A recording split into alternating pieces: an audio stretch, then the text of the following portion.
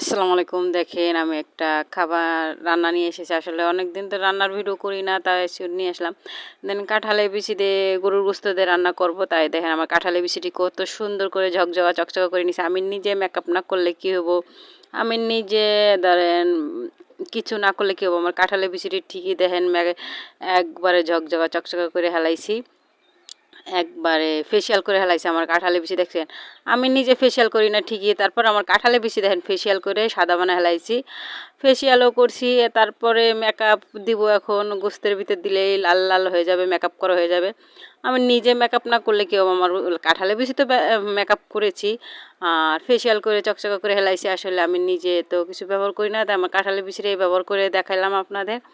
আর এই যে এরকম কে কে গরুর গোস্ত দিয়ে কাঁঠালের বিচি দিয়ে রান্না করেন আমাকে একটু কমেন্টে জানিয়ে না। আসলে এই যে আমার গরুর গোস্ত রান্না করছি আর লতি দিয়ে শুটকি দিয়ে রান্না করছি, এইটাই আজকে আমার রান্নার ভিডিও। আসলে আপনাদের সাথে একটু করলাম, আমি তো কোনো সময় মুখে কিছু করি না, এর লেগে আপনাদের